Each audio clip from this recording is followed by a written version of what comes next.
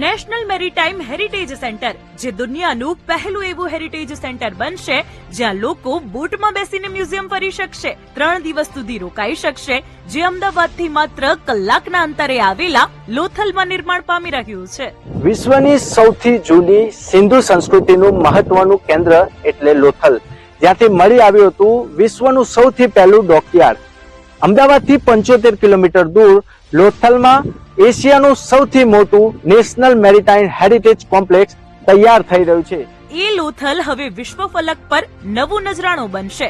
Europe અમેરિકાને ટક્કર આપતું આ મેરીટાઈમ હેરિટેજ સેન્ટર 400 એકરમાં બની રહ્યું છે, જે એરિયલ વ્યૂથી શિપ જેવું દેખાશે. હડપ્પન સંસ્કૃતિની થીમ પર તૈયાર થતું આ સેન્ટર 3 ભાગમાં વહેંચાયું છે. પહેલું the Citadel, the National Maritime Museum. બીજું